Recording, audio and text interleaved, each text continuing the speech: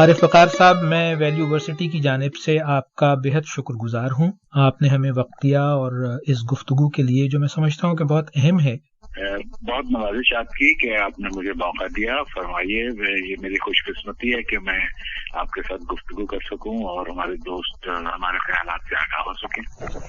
अरे भाई, मैं चाहूंगा कि सबसे पहले आप हमारे सुनने वालों के लिए, हम तो आपसे वाकिफ हैं और आपकी जो एक प्रोफेशनल जिंदगी है और जो कंट्रीब्यूशन है, मगर मैं चाहूंगा कि जो हमारे आम सुनने वाले हैं उनके लिए एक जरा आप मुख्तसर सा अपना तारुफ कि आप कहाँ पैदा हुए, कहाँ आपकी बुनियादी तालीम है, फिर रेडियो टीवी इन सब की तरफ आपकी तवज्जो किस तरीके से मबजूल हुई। जी बिल्कुल। मैं क़याम पाकिस्तान से कुछ पहले मशरकी पंजाब में जिला अम्बाला में पैदा हुआ था और 1 साल की उम्र में वालिदैन के साथ हिजरत करके लाहौर आ गया। मेरे लिए जो मेरी परवरिश का वो लाहौर ही है और मैं अपने आप को लाहौरिया समझता हूँ और हूँ भी, क्योंकि मैंने होश लाहौर में संभाला और सारी उम्र, यानी बाहर जाने से पहले सारी उम्र लाहौर में गुजरी और बाहर की जिंदगी खत्म करके जब वापस आया तो भी लाहौर में आया। पंजाब यूनिवर्सिटी से मैंने जर्नलिज्म में एमए किया। उस वक्त जो मैस कम्युनिकेशन है वो जर्नलिज्म आता था सिर्फ, तो 1970 में मैंने वहां से एमए किया था।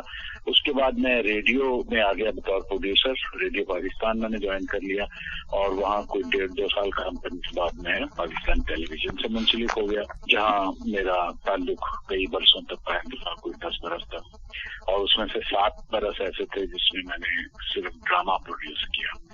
मुझे ऑफर आई अमेरिका से, वॉइस ऑफ अमेरिका की तरफ से, तो 1980 में मैं अमेरिका चला गया और 4 साल मैंने वहाँ गुजारे। 1984 में मैं वापस पाकिस्तान आया वॉइस ऑफ अमेरिका का तजुर्बा हासिल करने के बाद, और उसके बाद जो मेरा टेलीविजन से ताल्लुक था वो प्रोड्यूसर के तौर पर नहीं बल्कि राइटर के तौर पर रहा और मैंने ड्रामे तहरीर किए।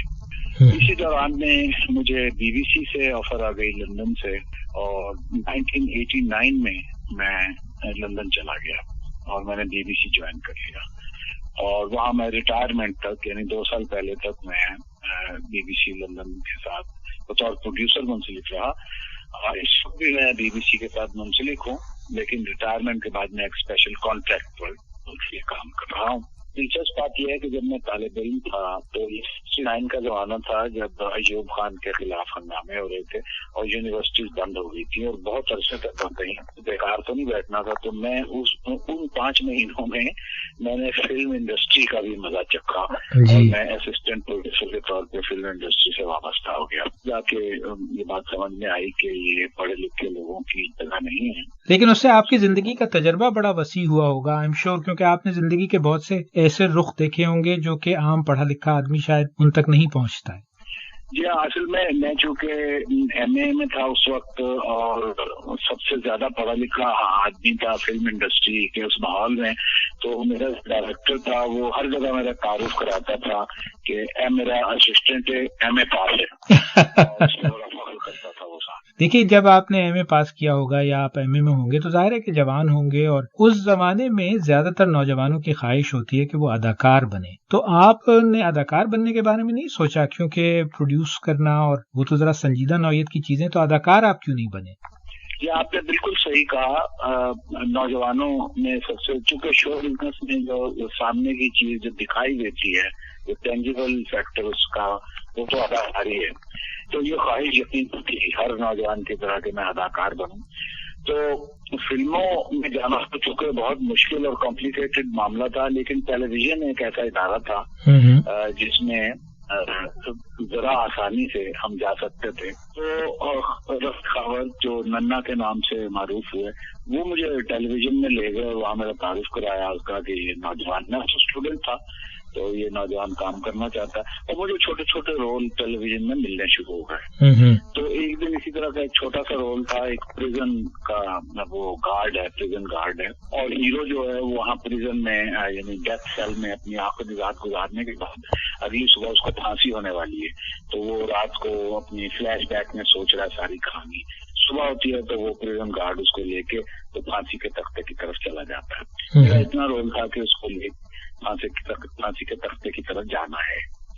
अच्छा हुआ ये कि रिहर्सलों तक तो वो बंदा वो लालपुर से आता था, बड़ा शौकीन नौजवान था, अपनी मतलब गाड़ी पे आता था ड्राइवर से, लेकिन अमीर कबीर कोई जिम्मेदार, तो वो रिहर्सलों पे आता रहा और मेरी ड्यूटी थी कि मैं उसका तलफ़्फ़ुज़ सही कराऊं और उसको डायलॉग याद कराऊं। तो वो मैंने करा दिया उसको सारा, 4-5 दिन खूब मेहनत की, उसको सारा किरदार याद कराया।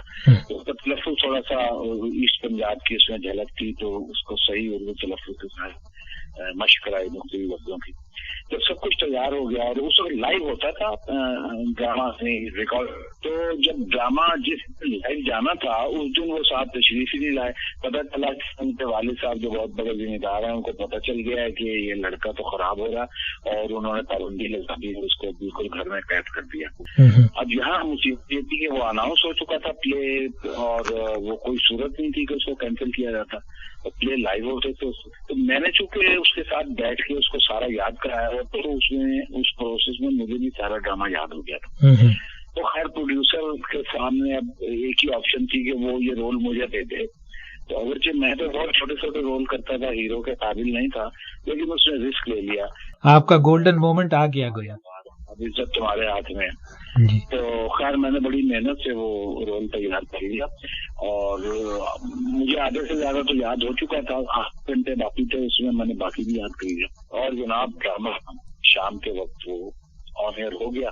क्योंकि थोड़ा सा टेक्निकल मुझे पता चल चुका था वहां पे पूरा काम करके, कैमरे का एंगल वगैरह, कब कैमरा कट हुआ, कब मेरा क्लोज आया, कब मैं लॉन्ग शॉट में हूँ, उसके मुताबिक मैं पूरी अदाकारी करता रहा। और अंजाम उसका जैसा कि मैंने बताया था कि अंजाम कार उसको वो जब उसकी कहानी खत्म होती है, क्योंकि वो उसने अपनी बीवी को गला घोंट के मार दिया होता है किसी गलत फहमी में, तो बाद में रिपेंट करता है, अफसोस करता है, लेकिन वो चूंकि उसमें वकील है वो, तो उसको फांसी की सजा हो गई। तो वो जेल में बैठा हुआ अपनी पुराने वाकयात याद कर रहा है। जब वो खत्म होते हैं वाकयात, तो सुबह के 5 बज जाते हैं, उसको फांसी के लिए ले जाते हैं। जब वो मुझे ले जा रहे होते हैं, तो मैं अब कदमों से चलता हुआ जा रहा हूँ, सर मेरा झुका हुआ है, बिल्कुल जैसे ना वाकई इसको 2 मिनट के बाद फांसी होने वाली इस शख्स को। वो मैंने तासुब पूरा दे दिया अपनी चाल में भी और अपने झुके हुए सर में भी। और उस वक्त मैं सोच रहा था कि ये आज एक ऐसा मौका मुझे मिला है कि अब अदाकारी का सारा मैदान मेरे लिए खुला है। टेलीविजन में कौन मेरे मुकाबले में आता है, और 10 मीटर तो छोटी स्क्रीन है। अब यहाँ से निकल के इसको जो फिल्म के प्रोड्यूसर देखेंगे वो दंग रह जाएंगे, वो मुझे ऑफर करेंगे कि भाई तुम आओ, और ये वही मुराद तो बहुत तंग करता है और मोहम्मद अली साहब देख नहीं देते, तो हमें कोई नया बंदा चाहिए जो हमारे साथ कॉपरेट। तो मैं तस्वुरात में फिल्मी दुनिया का भी हीरो बन चुका था, और आखिरी कदम जब मैंने कॉरिडोर में लेके, और जहाँ कॉरिडोर खत्म हुई वहाँ थोड़ा सा एक गैप था, वहाँ मैं छुप गया, क्योंकि ये आखिरी सीन था, इसके बाद टाइटल चलने थे, और अब खाली उस कॉरिडोर के ऊपर वो टाइटल चलने शुरू हो गए।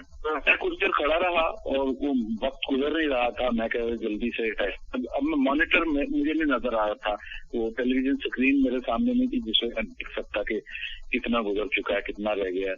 बहरहाल अपने अंदाजे से जब मैंने सोचा कि टाइटल खत्म हो गए होंगे, तो मैं वापस चलता हुआ उधर आ गया सेट के ऊपर, प्रिजन के सेट पे, जहाँ मेरा ख्याल था कि खाने के बाद सारा स्टाफ और प्रोड्यूसर और असिस्टेंट और टेक्निकल स्टाफ सारा आ गया होगा, और वो मुझे मुबारकबादें देगा कि आपने अगरचे हीरो नहीं आया था, लेकिन आपने ऐसा निभाया कि हीरो से भी अच्छा कर दिया।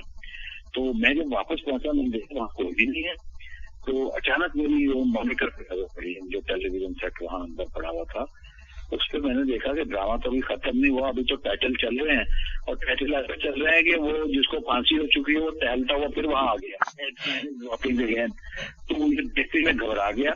अब मुझे समझ में ना आया कि मैं क्या करूं। तो मैंने जो कंट्रोल रूम की तरफ देखा, तो वो शीशे के पीछे से वो जो प्रोड्यूसर था वो बेचारा अपना बाल खींच रहा था कि क्या कर दिया, तुम सारा बेड़ा गर्क कर दिया। और तो उसकी असिस्टेंट प्रोड्यूसर थी, वो दांत निकोस रही थी और मुठियां भींच के मेरी तरफ देख रही थी कि तुमने सारे प्ले का सत्यानाश कर दिया। लोग तो मुझे छोड़ेंगे नहीं, तो मैं वहां से भागा हूँ उन्हीं कैदी वाले कपड़ों में भाग के। वहां से मैंने बाहर से रिक्शा लिया, जूता वहीं रह गया, और मैंने घर आके साथ ली, और मैं फिर कई महीने उस तरफ नहीं गया कि बहुत दुर्गत बनेगी।